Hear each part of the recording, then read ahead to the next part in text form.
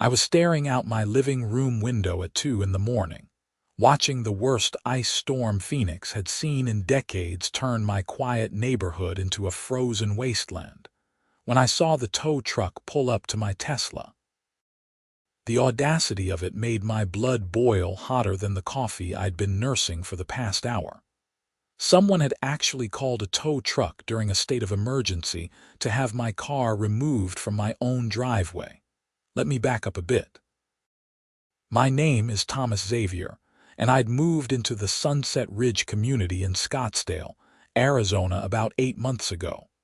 The place was nice enough, modern townhomes with decent amenities, but there was one problem I'd severely underestimated when I signed the purchase papers: the HOA. More specifically, the HOA president, a woman named Patricia who seemed to have made it her life's mission to make everyone else's life miserable. She was the textbook definition of everything wrong with homeowner associations. A middle-aged woman with too much time on her hands and an inflated sense of authority that would make a mall cop jealous. The thing about Patricia that most people in Sunset Ridge didn't know was that I'd had several run-ins with her already. First, it was about the color of my front door. I'd painted it a deep navy blue, which according to Patricia violated some obscure clause in the HOA bylaws about approved color schemes. Never mind that 3 other houses on my street had doors in various shades of blue. Mine was apparently the wrong kind of blue. Then there was the incident with my garden gnome. Yes, a garden gnome. Patricia had deemed it aesthetically inappropriate for the community's image. I'd removed it, not because I agreed with her, but because I had bigger battles to fight. But this was different. This was my car, parked legally in my own driveway during a dangerous weather event, being hooked up to a tow truck at 2 in the morning. I threw on my jacket and boots and headed outside, the ice crunching under my feet as I made my way down the driveway. The temperature had dropped to 15 degrees, and the wind cut through my clothes like razors. The tow truck driver, a young guy who looked like he'd rather be anywhere else, was already securing the chains. "Hey, what the hell are you doing?" I shouted over the wind. The driver looked up, his face apologetic. "Sorry, man. Got a call from the HOA. They said this vehicle is in violation and needs to be removed immediately." "In violation of what? It's in my driveway during an ice storm. Are you serious right now?" He pulled out his phone and showed me the work order. Sure enough, there was Patricia's signature at the bottom, along with a note that read, "Vehicle parked in violation of emergency snow removal protocols. Immediate removal required." The irony wasn't lost on me. We were in Arizona. We didn't have snow removal protocols because we barely ever got snow. This ice storm was a freak occurrence, the kind of thing that happened once every 20 years. And even if we did have such protocols, they certainly wouldn't apply to cars parked in private driveways. "Look," I said, trying to keep my voice level despite my rising anger, "I need you to unhook my car right now. This is illegal. The HOA has no authority to tow vehicles from private property, especially not during a state of emergency." The driver hesitated, his hands on the chains. "I'm just doing my job, man. If you have a problem, you need to take it up with whoever called us." "And who did you say you work for?" "Swift Solutions Towing. We're the only company crazy enough to be out in this weather, I guess." Something clicked in my brain. Swift Solutions Towing. That name was familiar. Very familiar. In fact, it should be, considering I own the company. I'd purchased Swift Solutions about 3 years ago as an investment. The previous owner was retiring, and the business had good bones, solid contracts throughout the Phoenix metropolitan area, reliable equipment, and a decent reputation. I'd kept the original name and most of the staff, including the operations manager who handled day-to-day activities. I was mostly a silent owner, checking in monthly on the finances and major decisions, but otherwise letting the professionals do their jobs. It was one of 3 businesses I owned, and honestly, the one I paid the least attention to. This driver was new. I didn't recognize him, which wasn't surprising given that we employed about 30 drivers across 2 locations.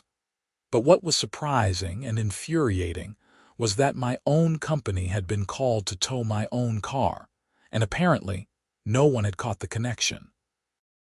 "Hold on," I said, pulling out my phone. "Don't move anything." I called the dispatch number, which I had saved in my contacts.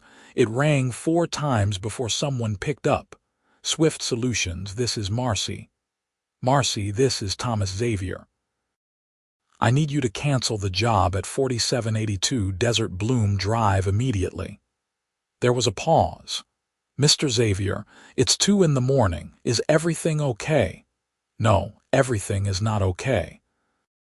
You have one of our drivers at my house right now, about to tow my car based on a bogus call from an HOA president who has no legal authority to make that call." I could hear the clicking of a keyboard. "Oh my God, sir, I'm so sorry. The call came in about an hour ago." The woman said it was an emergency situation, that the vehicle was blocking access for emergency vehicles. She was very insistent, and with the storm, we thought it was legitimate. "Was her name Patricia? Let me check." "Yes, Patricia Henderson." She identified herself as the president of the Sunset Ridge HOA. Of course she did. "Marcy, cancel the job. Have the driver unhook my car and return to base, and I need you to pull all the records of this call. Everything. The audio recording, the work order, all of it. I'm going to need it." "Absolutely, sir. I'm canceling it right now. And Mr. Xavier, I'm really sorry about this. We had no idea. It's not your fault. Just make sure that driver gets back safely in this weather." I hung up and turned to the driver, who was watching me with wide eyes. "Your dispatch is canceling the job. Unhook my car."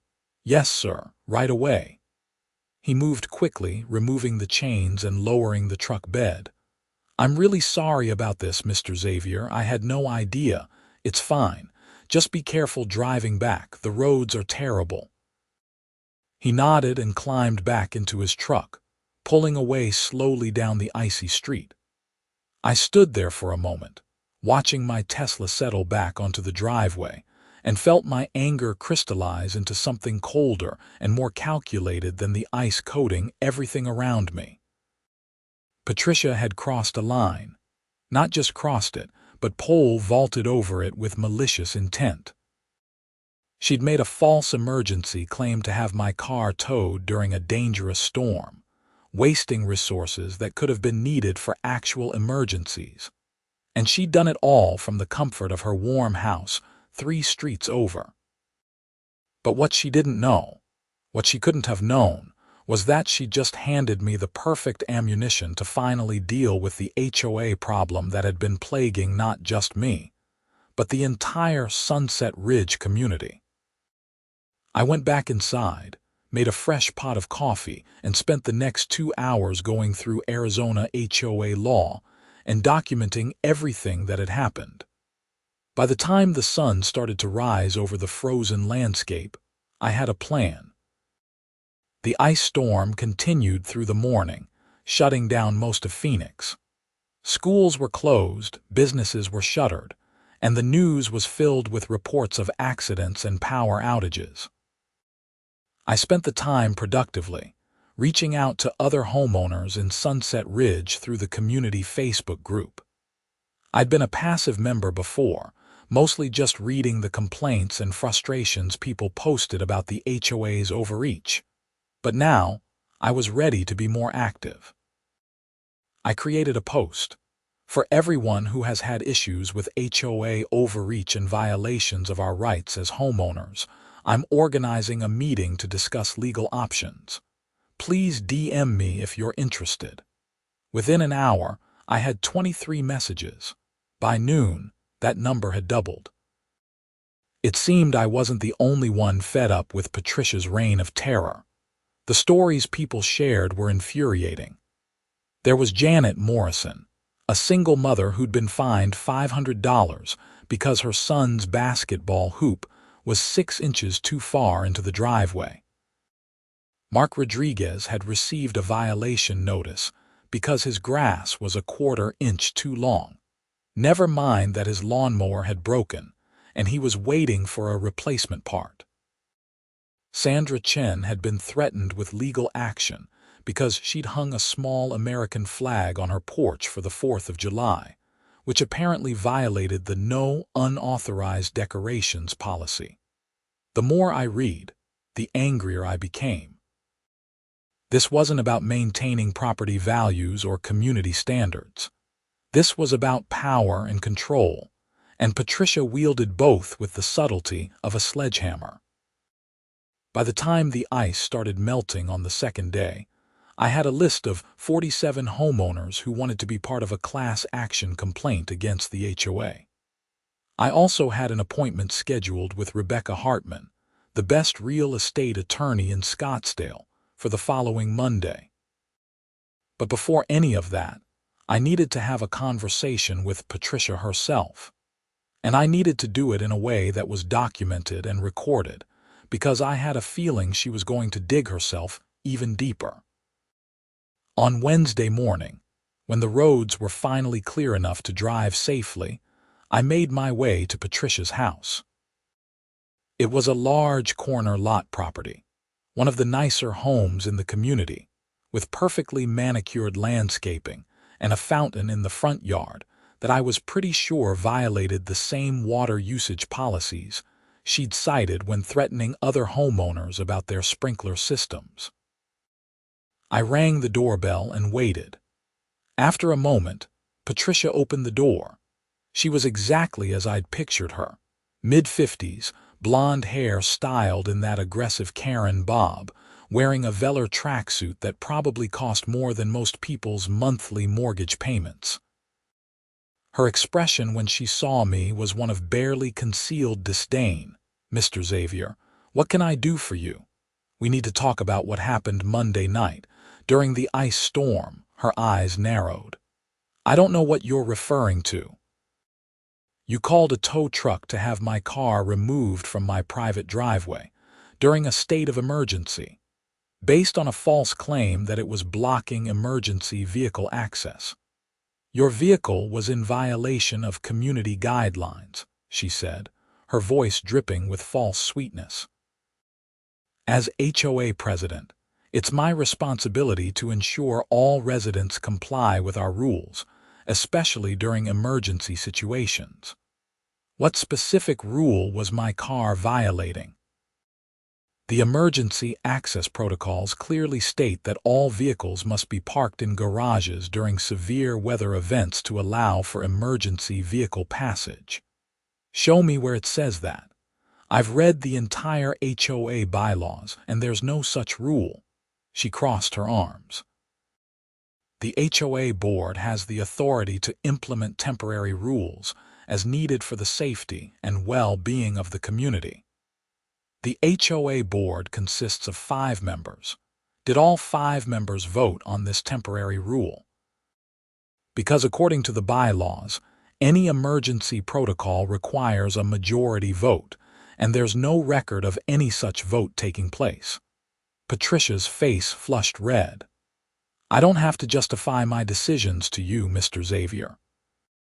If you have a complaint, you can submit it in writing to the HOA board and we'll address it at our next quarterly meeting, which isn't for another 2 months. How convenient." "Is there anything else?" she asked, her hand moving to close the door. "Actually, yes. I need to know the name of the towing company you called." She hesitated, just for a second, but it was enough to confirm that she knew she'd messed up. "I don't recall the specific company. We have several we work with." "It was Swift Solutions Towing. Does that ring a bell?" "Perhaps." "Like I said, we work with several companies."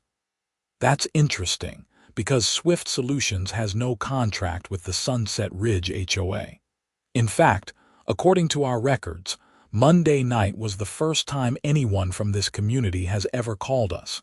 So I'm curious how you got our number." The color drained from her face slightly. "I must have found it online. During an emergency, one doesn't have time to deliberate over which company to call." "Right. And when you made that call, did you identify yourself as the HOA president? Did you claim that my car was blocking emergency access?" "Because we record all our calls, Patricia, and I'm very interested in hearing exactly what you said." "I'm done with this conversation," she snapped, stepping back. "If you continue to harass me, I'll file a complaint with the police." "Please do." "I'm sure they'd be very interested in hearing about false emergency claims and misuse of HOA authority. In fact, I think I'll give them a call myself." I turned and walked back to my car, making sure to keep my expression neutral even though inside I was fuming. The conversation had gone exactly as I'd expected. Patricia was digging in, refusing to admit any wrongdoing, and preparing to use her position to intimidate me into backing down. What she didn't realize was that I'd recorded the entire conversation on my phone, which was perfectly legal in Arizona as long as one party consented, and that one party was me. The meeting with Rebecca Hartman on Monday was productive. I arrived at her office in downtown Scottsdale with 3 binders full of documentation. The tow truck incident, the recorded phone call with Patricia, testimonials from 47 homeowners, copies of violation notices that had no basis in the actual HOA bylaws, and a financial analysis of the HOA's spending that raised some serious red flags. Rebecca was in her early 40s, with sharp eyes and a reputation for not taking nonsense from anyone. She listened to everything I had to say, reviewed the documents, and then leaned back in her chair with a low whistle. "Mr. Xavier, you've got one hell of a case here." "Multiple cases, actually. The false emergency claim alone is serious. In Arizona, making a false report that results in emergency services being dispatched can result in criminal charges. But beyond that, you've got evidence of HOA funds being misappropriated, violations of homeowner rights, selective enforcement of bylaws, and what appears to be a pattern of harassment targeting specific residents. What are our options? Several. First, we can file a formal complaint with the Arizona Department of Real Estate. They oversee HOA compliance, and based on what I'm seeing here, they'll definitely want to investigate. Second, we can pursue a class action lawsuit on behalf of all the affected homeowners for damages, emotional distress, and legal fees.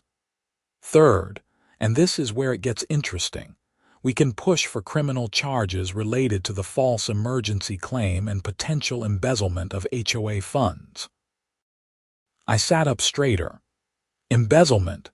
She pulled out one of the financial documents I'd provided, which I'd obtained through a formal request as a homeowner.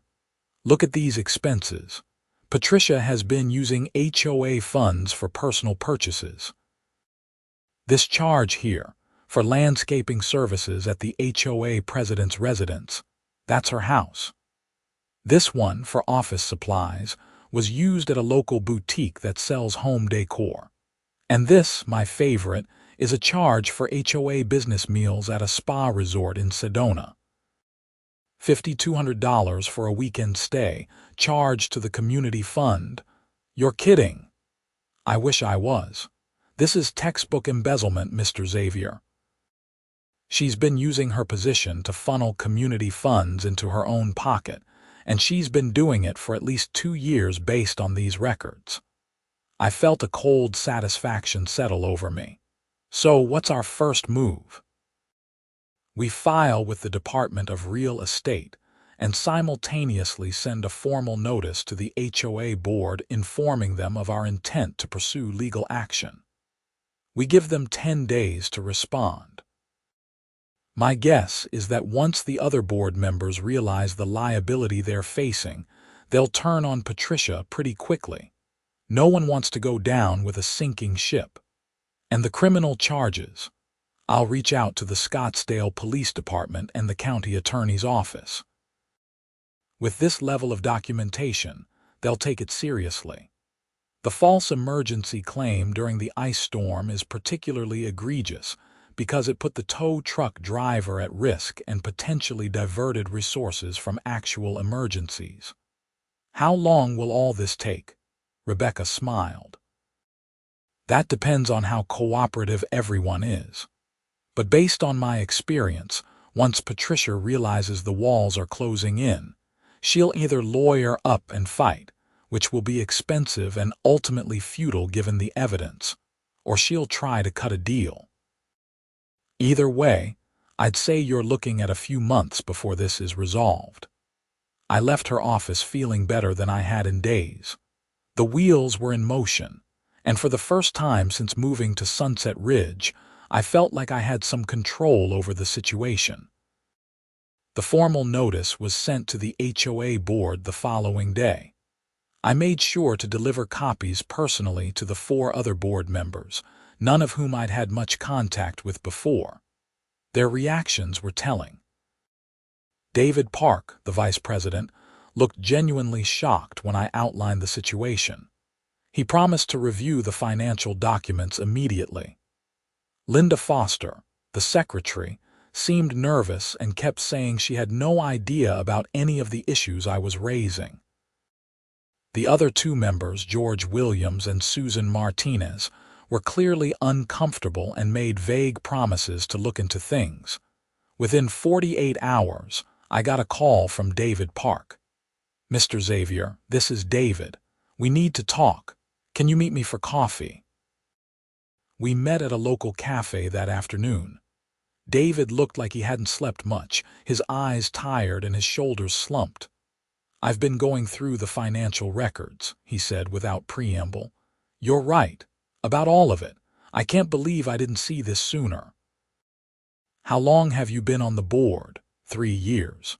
Patricia has been president for 5. I always trusted her to handle the finances because she seemed so organized and on top of everything. I never thought to question the expenses. That was my mistake. What are you going to do about it? He took a deep breath. "The board is meeting tonight. Emergency session. We're going to vote to remove Patricia as president and treasurer, effective immediately. We're also going to cooperate fully with any investigation, and we're going to hire an independent auditor to go through all the books." That's a good start. I also want to apologize to you and to everyone else she's targeted. The HOA is supposed to serve the community, not terrorize it. We failed in our oversight and people suffered because of it. I respected his willingness to take responsibility. I appreciate that. For what it's worth, I don't think the other board members are the problem. Patricia created a culture of fear and intimidation, and she did it by positioning herself as the only one who understood how things worked. That's exactly what happened. Any time one of us questioned a decision, she'd pull out some obscure rule or precedent and make us feel like idiots for even asking. It was effective. "Well, it's over now. What time is your meeting tonight?" 7 o'clock. "I don't suppose you'd want to be there." "Absolutely." "I'll bring my attorney." The emergency board meeting was held in the community clubhouse, a small building near the pool that was usually reserved for birthday parties and weekend gatherings. By the time Rebecca and I arrived at 6:45, the parking lot was packed. Word had spread through the community, and it seemed like half the neighborhood had turned out to see what would happen. Inside, the 5 board members were seated at a table at the front of the room. Patricia sat at the center, her face tight with anger. The other members kept a noticeable distance from her. The room was filled with folding chairs, all of which were occupied, and people lined the walls. I recognized many of them from the Facebook group messages. David called the meeting to order promptly at 7. Thank you all for coming on short notice. We're here tonight to address serious allegations that have been brought against the HOA board, specifically regarding the conduct of our president, Patricia Henderson. Patricia stood up. This is ridiculous. This meeting is a sham, orchestrated by a disgruntled homeowner who wants to undermine the authority of this board. Sit down, Patricia, Linda said quietly. We've all seen the evidence. What evidence? Fabricated documents and lies. David pulled out a folder. These are bank statements showing unauthorized withdrawals from the HOA account. These are receipts for personal expenses charged to community funds. These are complaints from homeowners documenting violations that don't exist in our bylaws. This is a recording of you making a false emergency claim to a towing company. Should I go on? The room was silent except for the sound of Patricia's breathing. She looked around, seeing the faces of the community members watching her, seeing the other board members refusing to meet her eyes, and I watched as the reality of the situation finally sank in. I want my lawyer, she said finally. That's your right, Rebecca said, standing up. But I should inform you that the Scottsdale Police Department has been notified of potential criminal activity, including embezzlement of funds and filing a false emergency report. An officer will likely be contacting you in the next few days. Patricia's face went pale. You can't do this. I've dedicated years to this community. You've dedicated years to abusing your power and stealing from your neighbors, George Williams said, speaking up for the first time. I move that we immediately remove Patricia Henderson from her positions as president and treasurer. I second, Susan Martinez said quickly. All in favor? David asked. 4 hands went up. Patricia's remained down. The motion passes. Patricia, you're removed from the board effective immediately. We'll need you to turn over all HOA documents, keys, and access codes by the end of the week. Patricia grabbed her purse and stormed out, slamming the door behind her. The room erupted in conversation, people talking over each other in excitement and relief. David banged a gavel, calling for quiet. I know everyone has questions and concerns. Over the next few weeks, we'll be conducting a full audit of the HOA finances and reviewing all current policies and violations. Any violation notices issued in the past year will be reviewed to ensure they were legitimate and properly documented. If you received a notice that you believe was unjustified, please submit a written appeal and we'll address it. Janet Morrison stood up. What about the fines we've already paid? Any fines that are determined to have been improperly assessed will be refunded, Linda said. We're also going to be revising the entire fine structure to make sure it's reasonable and applied fairly. The meeting continued for another hour, with homeowners voicing their concerns and the remaining board members promising to do better. It was cathartic, watching a community that had been held hostage by one person's power trip finally start to heal. As Rebecca and I were leaving, David pulled me aside. Thank you for doing this. I know it wasn't easy, and I know you probably could have just dealt with Patricia privately given your ownership of the towing company. But by bringing this to the community, you've given everyone a chance to be heard. That's what communities are supposed to be about, I said. Looking out for each other, not tearing each other down. The next few weeks were a whirlwind. The Scottsdale Police Department opened an investigation into Patricia's conduct. An independent auditor determined that she'd embezzled approximately $68,000 from the HOA fund over a 3-year period. The county attorney's office filed charges for embezzlement, filing a false police report, and abuse of authority.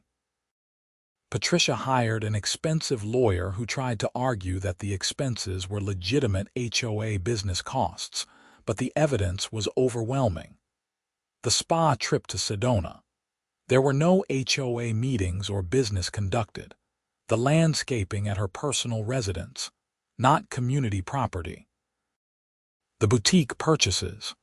Personal home decor that was never used in any community space. In early May, 3 months after the ice storm that started everything, Patricia accepted a plea deal. She pled guilty to embezzlement and filing a false report.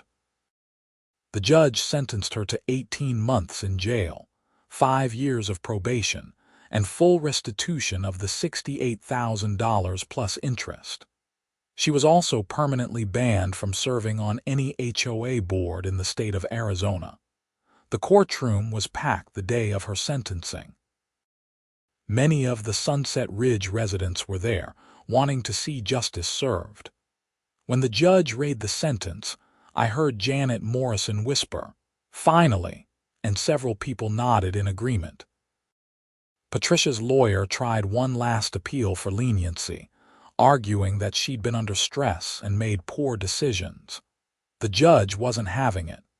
"Miss Henderson, you held a position of trust within your community, and you abused that trust repeatedly and deliberately. You stole from your neighbors, you harassed them with baseless violations, and you endangered lives by making false emergency claims during a dangerous storm. The fact that you showed no remorse until you were caught makes this even more serious. This court finds that jail time is appropriate and necessary."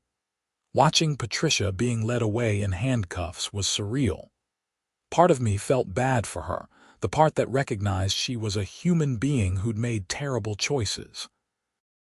But the larger part felt vindicated, not just for myself but for everyone she'd hurt. After the sentencing, a group of us went to lunch to celebrate. It was strange, bonding with neighbors over the downfall of our former HOA president, but it also felt right. We'd been through something together, and we'd come out the other side stronger. "So what's going to happen with the HOA now?" Mark Rodriguez asked, raising his beer. "We're rebuilding," David said. He'd been elected as the new president with Linda as vice president. "We're simplifying the bylaws, reducing unnecessary fines and focusing on what really matters, maintaining the common areas and supporting the community. We're also implementing better financial oversight so nothing like this can happen again. And if someone's grass is a 1/4 inch too long?" Mark asked with a grin. "We'll probably just let it slide," David said, laughing. The changes in Sunset Ridge over the following months were remarkable. The new board eliminated over half of the restrictive bylaws, including the ridiculous rules about door colors, lawn decorations, and holiday displays. They established a transparent budget system where homeowners could review expenses online at any time. They set up a community garden, organized neighborhood events, and actually focused on bringing people together instead of driving them apart. As for me, the whole experience taught me some valuable lessons about standing up to bullies and the importance of community. It also made me pay more attention to my business investments. I started spending more time at Swift Solutions Towing, getting to know the drivers and dispatchers, understanding the day-to-day operations. Marcy, the dispatcher who'd been on duty the night of the ice storm, became a good friend. She never let me forget that I'd almost had my own car towed by my own company. "You know," she said one day when I stopped by the office, "we've been getting a lot more calls from HOAs lately. Ever since word got out about what happened with you, we've had at least a dozen associations reach out wanting to establish contracts." "Really?" "Yeah. Apparently, your story made the rounds in the property management world. A lot of HOAs are trying to be more professional now, setting up legitimate contracts instead of just calling random tow companies in the middle of emergencies. That's good, better for everyone. It's also been good for business. We've expanded our fleet by 3 trucks and hired 10 new drivers. You're actually making me work for a living now. I laughed. You're doing great. I'm glad I can trust you to run things. Speaking of which, when are you going to tell people at Sunset Ridge that you own the company? I know some of them still don't know. Honestly, I kind of like keeping it quiet. It's not about the recognition. The whole point was to stop Patricia from abusing her power and to help the community. Whether people know I own Swift Solutions or not doesn't really matter. But of course, secrets don't stay secret forever, especially in a tight-knit community. It was Janet Morrison who figured it out first. She'd been having her own issues with a different HOA, where she owned a rental property, and she'd called Swift Solutions for a legitimate tow. When she'd mentioned my name to the dispatcher as a reference, Marcy had let slip that I was the owner. Janet called me immediately. "Thomas Xavier, you sneaky son of a gun. You never told us you owned the towing company." It didn't seem relevant, I said, trying not to laugh at her outrage. "Not relevant. Patricia called your own company to tow your own car and you didn't think that was worth mentioning." I mentioned the towing company. I just didn't mention that I owned it. That makes the whole story even better. Oh my God, I have to tell everyone. Janet, wait. But it was too late. By that evening, the entire Sunset Ridge community Facebook group was buzzing with the news. The reactions were mixed but mostly amused. Some people thought it was the funniest thing they'd ever heard. Others were impressed that I'd handled the situation professionally instead of just using my ownership to make Patricia look foolish. A few thought I should have mentioned it sooner, but even they admitted it didn't change the outcome. David called me that night, laughing. "You really didn't think that detail was worth sharing." In my defense, I was more focused on the illegal stuff she was doing. Fair point. But you have to admit it's pretty ironic. She tried to use your own business against you. Yeah, it didn't work out well for her. No, it definitely didn't. The summer brought more changes. The HOA used some of the restitution money from Patricia to improve the community pool and playground. They organized monthly neighborhood barbecues, where people could actually get to know each other without fear of being reported for some minor violation. Kids played in the streets again, without their parents worrying about complaints. People decorated their houses for holidays without looking over their shoulders. It was what a community was supposed to be. One evening in late July, I was sitting on my porch watching the sunset when I noticed someone had painted their front door bright red. It was 3 houses down, clearly visible from where I sat. I smiled. A year ago, that would have resulted in an angry letter and a fine. Now it was just a door. A red door that someone liked on a house they owned in a neighborhood that had finally learned what mattered. My phone rang. It was Rebecca Hartman. "Thomas, I wanted to give you an update. The class action lawsuit against the former HOA board has been settled. After legal fees, each of the 47 homeowners will receive approximately $1,200 in damages." That's great news. It is. I also wanted to let you know that I've been getting calls from homeowners in other communities dealing with similar issues. Your case has become somewhat famous in local real estate law circles. People are realizing they don't have to put up with abusive HOAs. Good. No one should have to deal with what we went through. Agreed. I was wondering if you'd be interested in speaking at a seminar I'm organizing about homeowner rights and HOA reform. It's in September, and I think your perspective would be valuable. I hesitated. Public speaking wasn't really my thing, but if it could help other people avoid the nightmare of dealing with someone like Patricia, it was worth it. Sure, I'll do it. Excellent. I'll send you the details. The seminar turned out to be a bigger deal than I'd expected. It was held at a conference center in Phoenix, and over 300 people attended. I shared the stage with Rebecca. a state legislator who was pushing for HOA reform laws, and a representative from the Department of Real Estate. My part was simple: tell the story of what happened, explain how we fought back, and encourage others to stand up for their rights. When I got to the part about Patricia calling my own towing company to tow my car, the audience erupted in laughter and applause. It was the moment everyone had been waiting for, the satisfying twist that made the whole story feel like justice had been served. During the question and answer session, a woman in her 60s raised her hand. "Mr. Xavier, what advice would you give to someone who's dealing with an abusive HOA but doesn't own a towing company?" The audience laughed, and I smiled. The towing company was definitely a fortunate coincidence, but it wasn't what made the difference.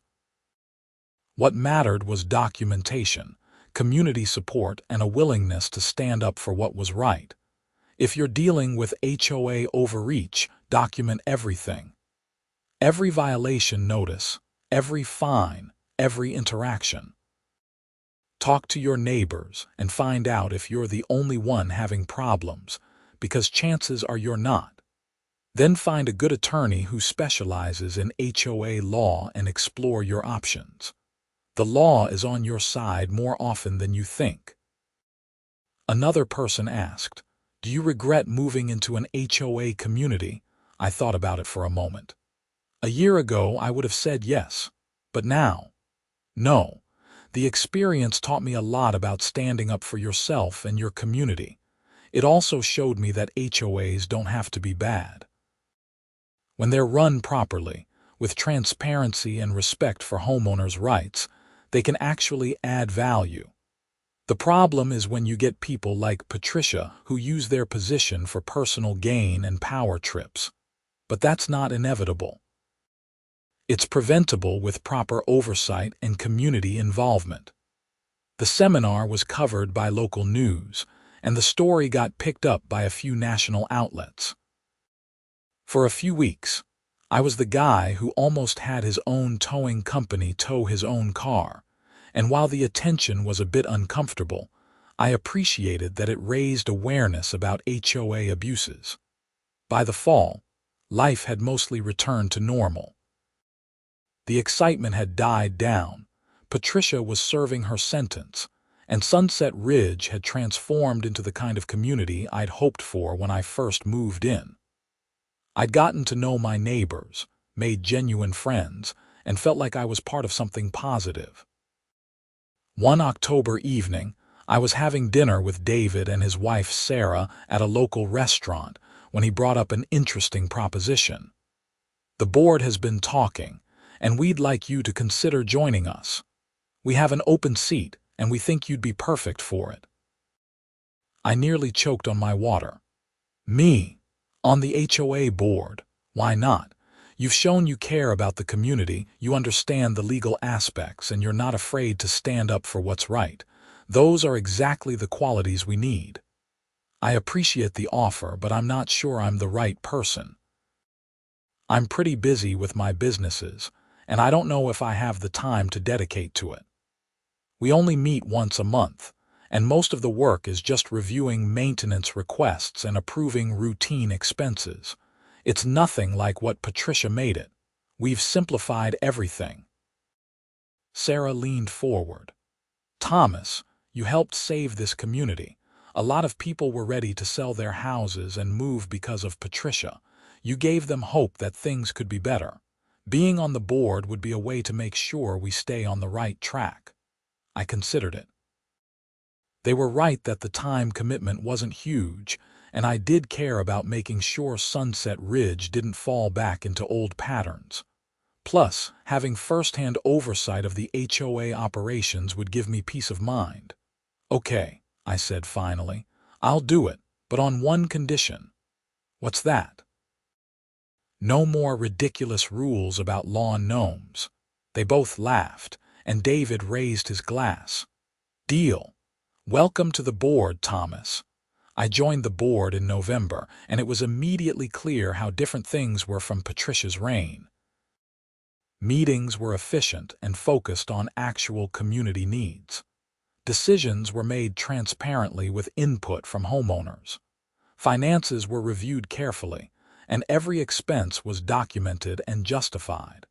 It was what a functional HOA was supposed to look like. During my first meeting, we discussed a request from Mark Rodriguez to install solar panels on his roof. Under Patricia, this would have been automatically denied as an aesthetic violation. Instead, we looked at the community guidelines, confirmed that solar panels were permitted as long as they met certain installation standards, and approved his request within 15 minutes. "That was easy," I said after the vote. Linda laughed. "That's because we're not trying to find reasons to say no. We're trying to find reasons to say yes, as long as it's safe and legal." Revolutionary concept. As winter approached, bringing with it the possibility of another freak weather event, we made sure to update the community emergency protocols. This time, they were sensible and actually designed to help people, not harass them. We created a phone tree for checking on elderly residents during extreme weather. We established guidelines for snow removal if it was ever needed again, focusing on common areas and not private property. And we made it explicitly clear that no one's car would be towed from their own driveway unless it was genuinely blocking emergency access. And even then, only after attempting to contact the owner first. The 1-year anniversary of the ice storm came and went without incident. Phoenix's winter that year was mild, with no repeat of the previous year's freeze. But the memory of that night, standing in my driveway watching my own tow truck hook up my car, remained vivid. It had been the catalyst for everything that followed: Patricia's downfall, the community's transformation, and my own involvement in HOA governance. In February, I got a letter in the mail from the Arizona Department of Corrections. It was from Patricia. My first instinct was to throw it away, but curiosity got the better of me. The letter was surprisingly short and devoid of the hostility I'd expected. "Mr. Xavier, I've had a lot of time to think about my actions and the harm I caused. I know an apology can't undo what I did, but I want you to know that I'm sorry. I let power go to my head, and I lost sight of what being part of a community means. I stole from people who trusted me. I made their lives miserable over petty issues, and I put someone's safety at risk during a storm because I was too stubborn to admit I was wrong.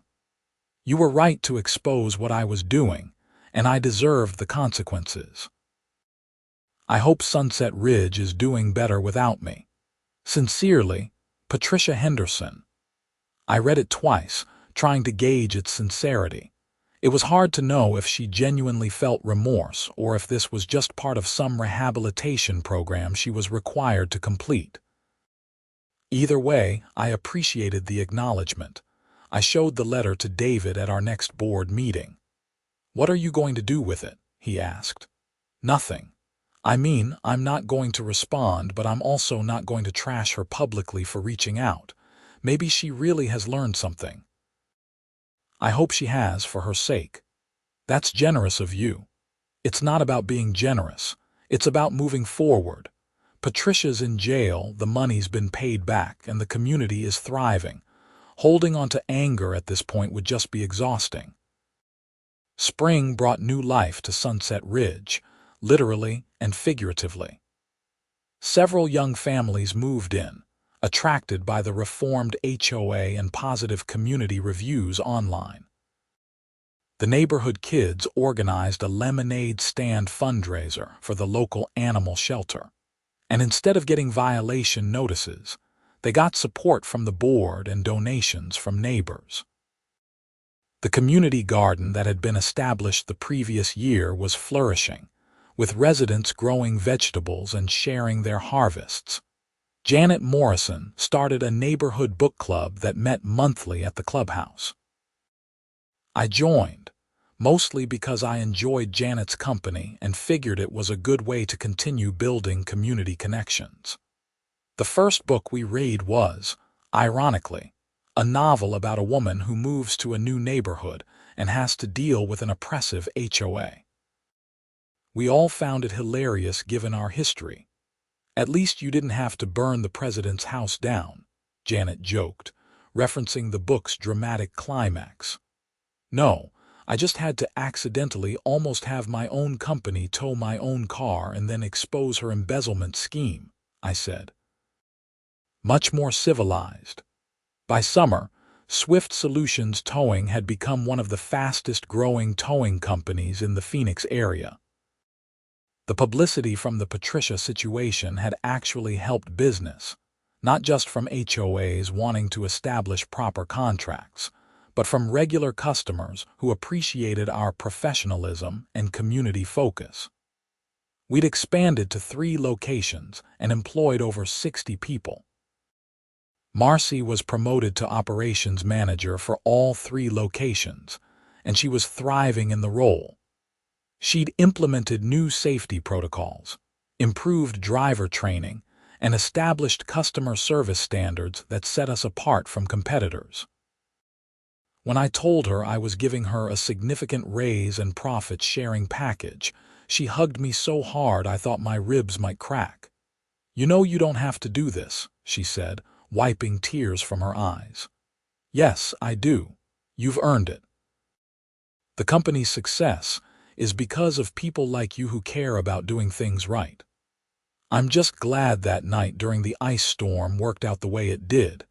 Can you imagine if we'd actually towed your car before you called?" I laughed. "I try not to. Though I suppose it would have made the story even more ridiculous."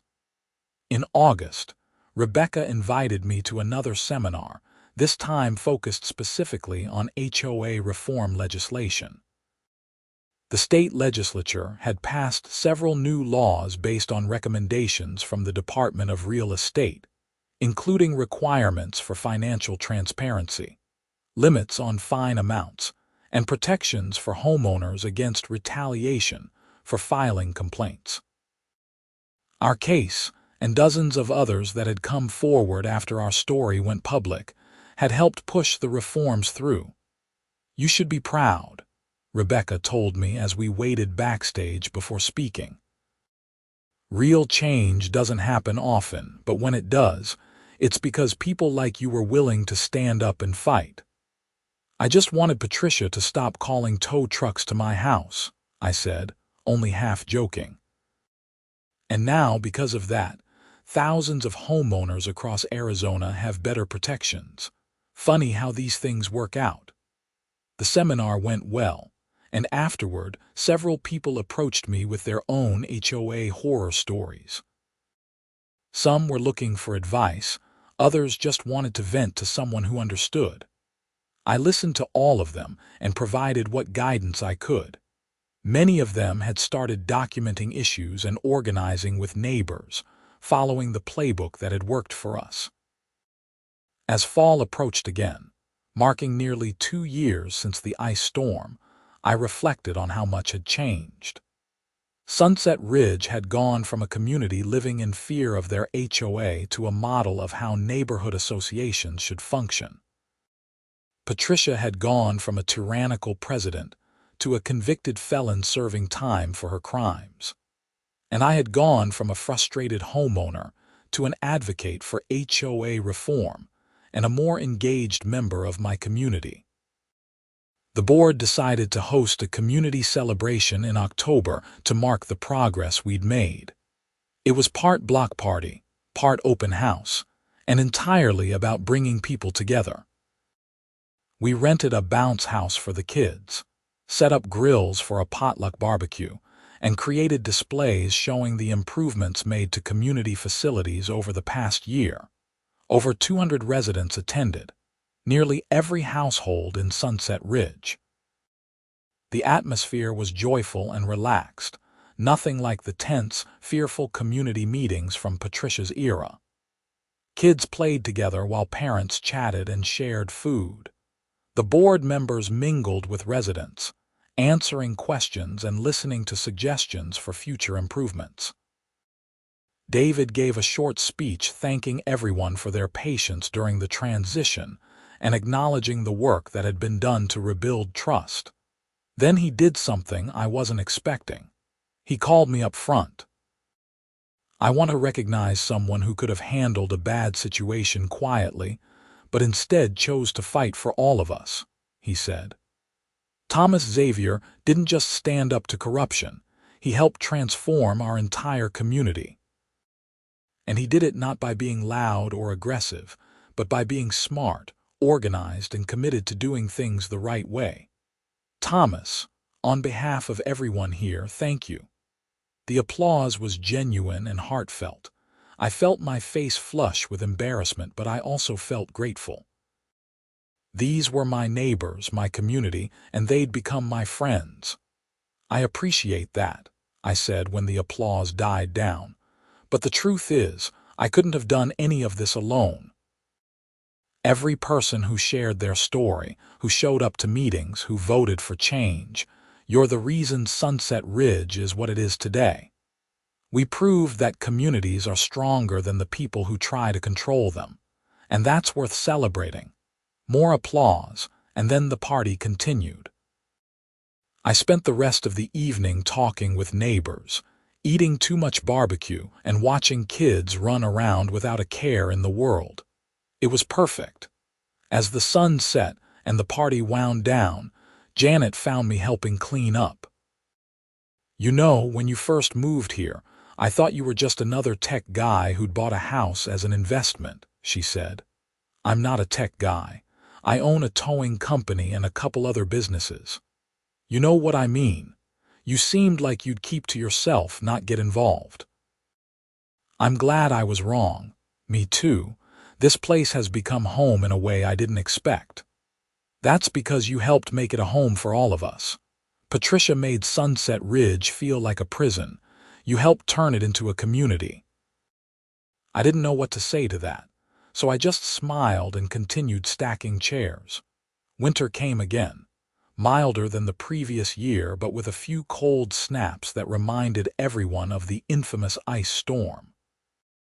Every time the temperature dropped, someone in the community Facebook group would post a joke about checking their driveways for tow trucks.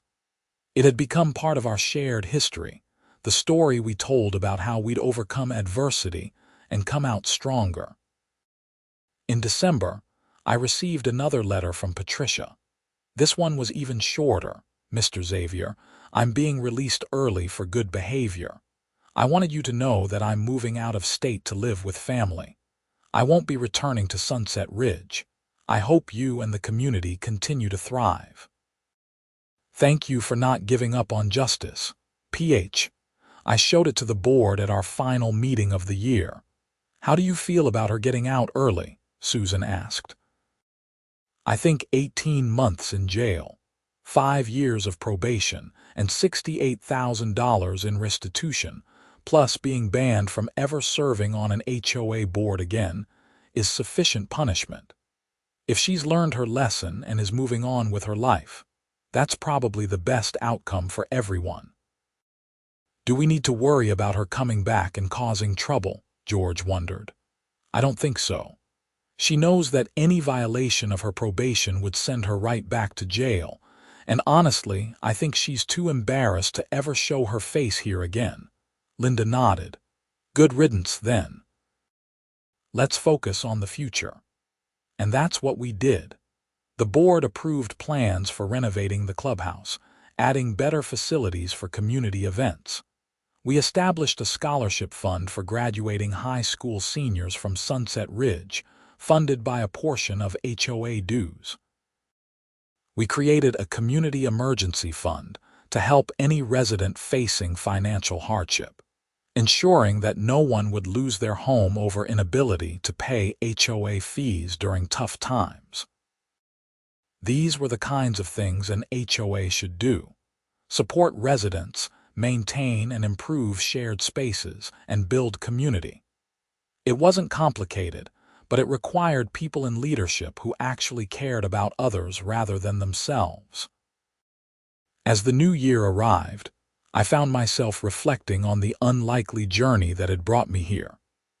A freak ice storm, an overzealous HOA president, and the cosmic coincidence of her calling my own towing company had set off a chain of events that changed dozens of lives.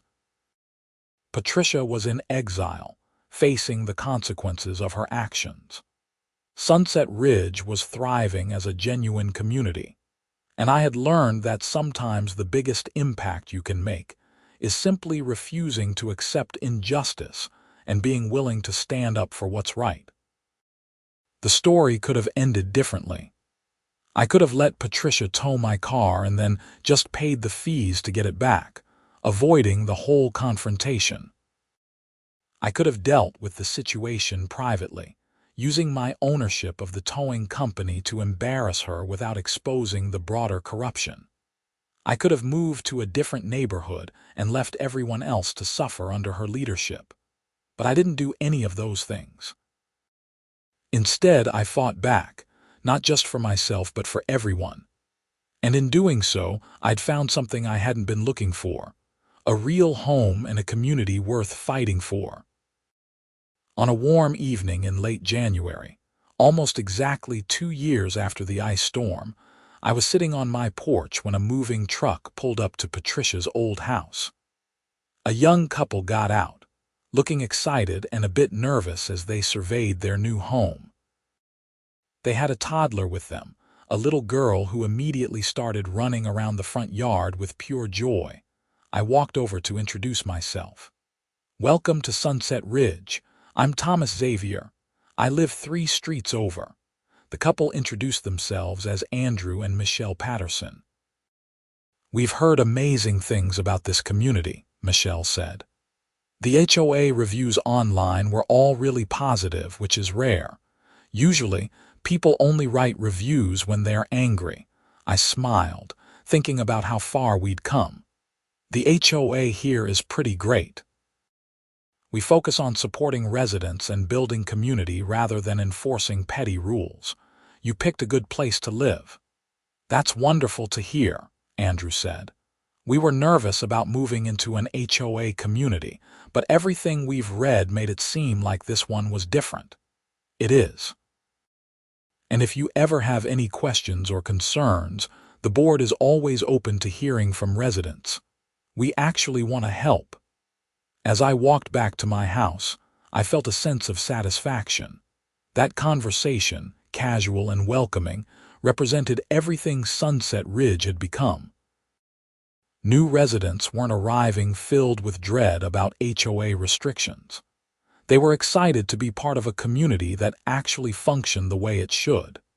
The ice storm that had seemed like such a disaster at the time had actually been a gift. It had exposed the rot at the heart of our HOA, forced us to confront it, and given us the opportunity to rebuild something better. Patricia's decision to call a tow truck that night, in her arrogance and abuse of power, had been the first domino in a chain that led to real, lasting change. And the fact that it happened to be my towing company, that was just the universe's way of adding poetic justice to an already compelling story. It gave me the evidence I needed, the leverage to fight back, and ultimately, the platform to advocate for HOA reform that would help countless other homeowners avoid similar nightmares. 2 years later, sitting on my porch in a community that had transformed from nightmare to ideal, I could finally say that everything had worked out exactly as it should. Patricia had faced justice. The community had healed and grown. And I had learned that sometimes the most important thing you can do is simply refuse to be a victim and fight for what's right, not just for yourself but for everyone around you.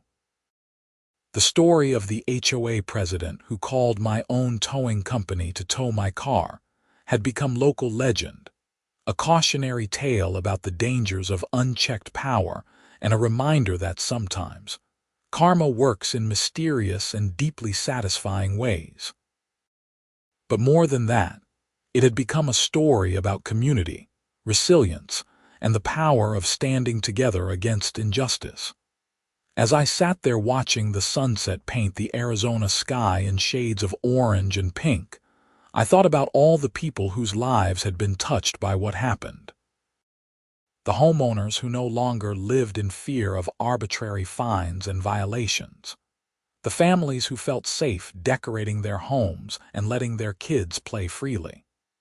The new residents who chose Sunset Ridge specifically because of its reputation for being a well-run community.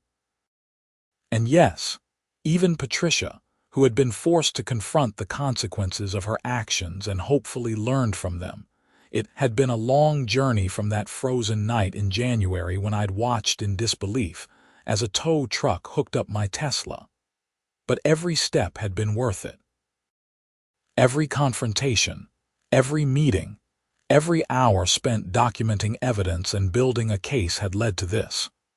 A community where people could actually enjoy living, an HOA that served rather than oppressed, and the knowledge that standing up for what's right, even when it's difficult, can make a real difference.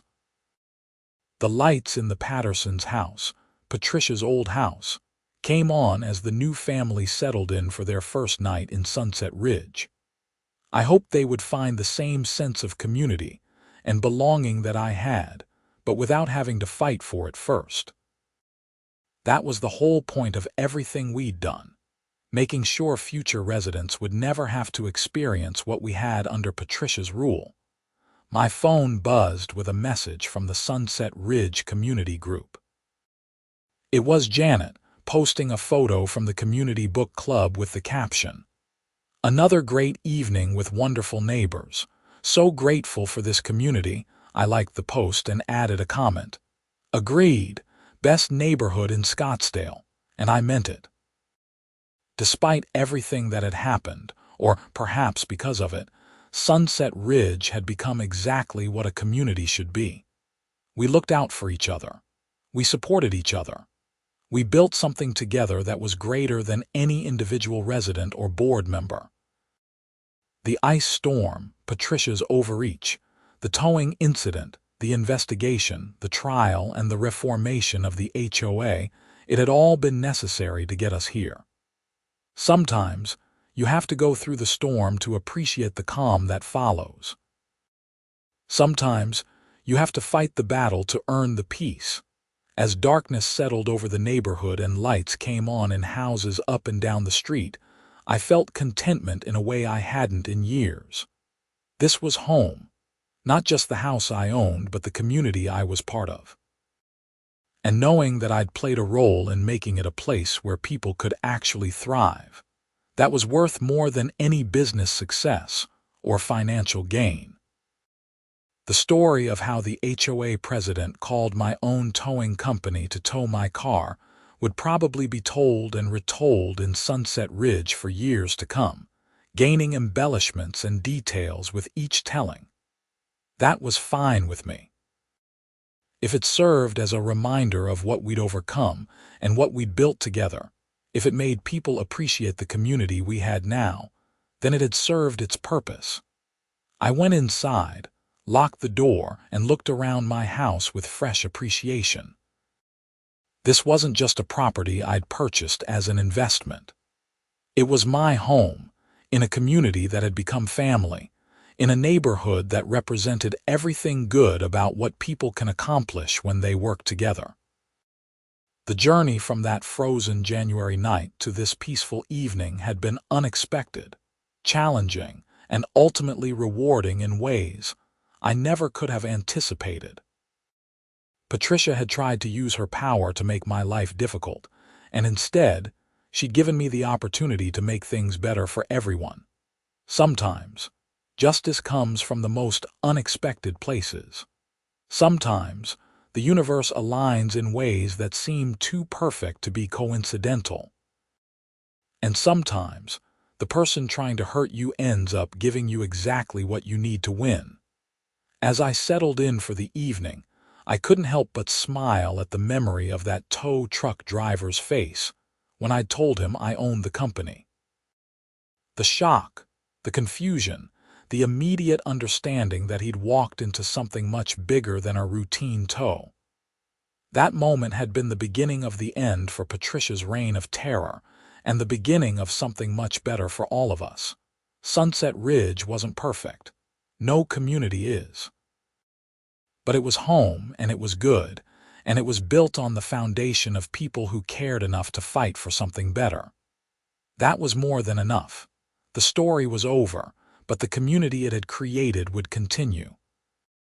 New families would move in, kids would grow up, seasons would change, and life would go on.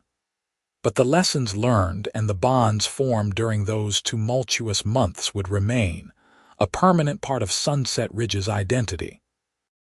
And if anyone ever asked me about the craziest thing that had ever happened to me, I'd tell them about the time my HOA president called my own towing company to tow my car during an ice storm, and how that single act of petty tyranny had led to justice, reform, and the creation of a community worth living in. It was a good story, but more importantly, it was a true story with a happy ending. And in a world where happy endings can be hard to come by, that was something worth celebrating.